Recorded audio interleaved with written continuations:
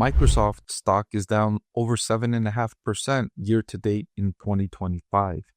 Investors are curious if the stock is a buy, even though it's underperformed in this year to start. Microsoft has several product categories that are absolutely thriving, including its cloud computing segment, which sells the computing services to OpenAI's ChatGPT. In this video, I'm going to evaluate Microsoft's revenue growth in recent years, its profit margins, its returns on investor capital, and then I'll look at valuation, sharing with you my proprietary discounted cash flow valuation for Microsoft stock, and I'll look at its forward price to earnings and price to free cash flow valuations, bring it all together and update my recommendation for Microsoft stock. I want to thank The Motley Fool for sponsoring this video. Visit fool.com/Parkev for the 10 best stocks to buy now. Starting with the company's revenue growth history, the revenue growth rate decelerated in the most recent quarter, but it's still double digits at 12.25%.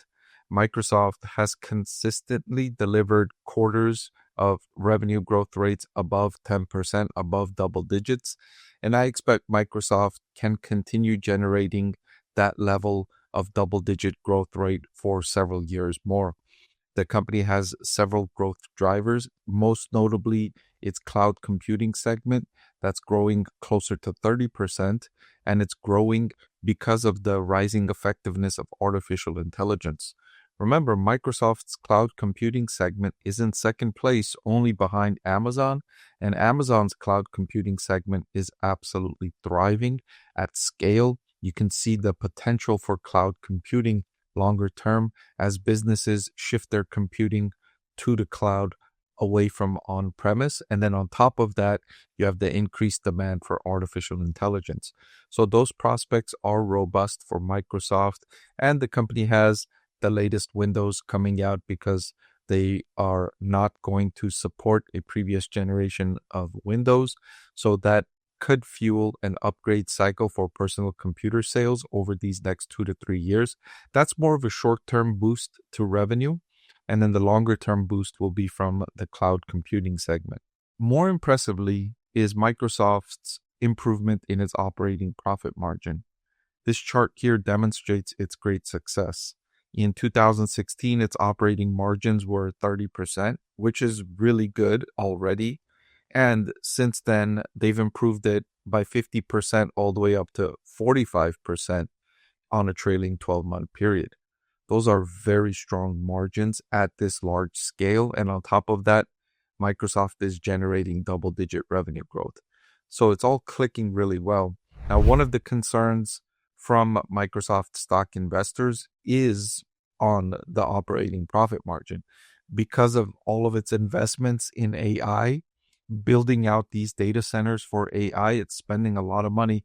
It spent $50 billion last year on building out AI, or I should say capital expenditures, but most of that was to build out its AI infrastructure.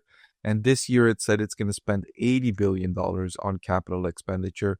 Again, most of it building out its infrastructure for AI. So it's already starting to weigh on its operating profit margins. And in future years, that could be a bigger ceiling on its operating profit margins. That is unless, of course, the demand side of the picture really takes off, which is what management keeps talking about, how the only reason they're spending this much money on AI is because they see so much customer demand for AI, and they are constrained in that there's more demand than there is supply.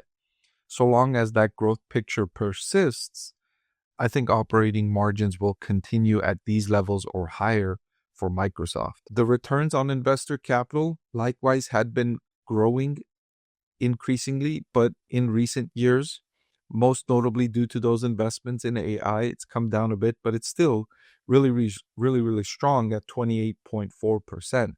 Now, I also like to compare the ROIC to the WACC, the weighted average cost of capital. And I've calculated that for Microsoft when I did my calculation for its discounted cash flow. Let me zoom in here so you can see this better. You can see the weighted average cost of capital for Microsoft is 9.3%.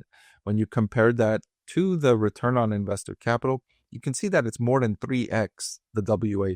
The ratio between ROIC divided by WACC is over 3 to 1. And that's a great ratio for any business, especially for Microsoft at its large scale. So this means that it's earning well above the cost of capital. And so investors can be reasonably confident when a company like Microsoft spends $50 billion, spends $80 billion, because they have a history of generating good returns on that invested capital. They've proven that they know what they're doing when they invest capital. They have a skill, a proven skill. And when somebody has proven to you they're good at doing something, you should feel comfortable in giving them more money to do that thing that they're really good at doing. They've already proven that over decades.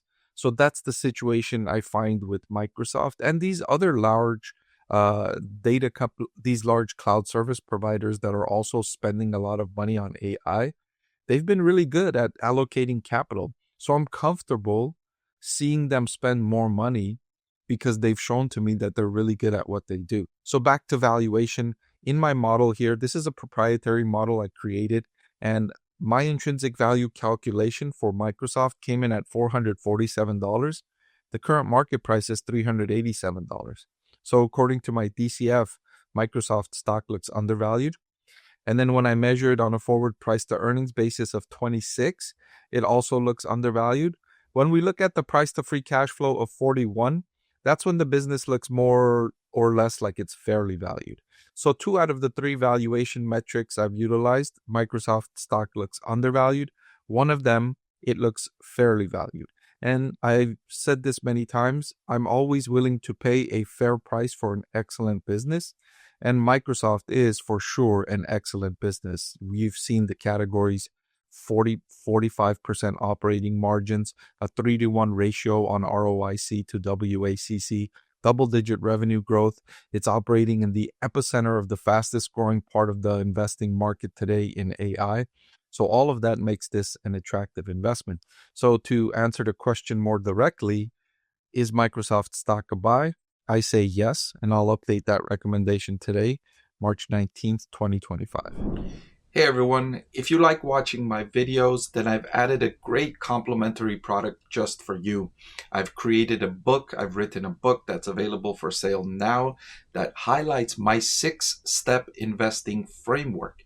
Even if you don't follow that investing framework, just reading it and knowing how I evaluate stocks will make it a lot more interesting and informative to watch my videos. I've added the link in the description below.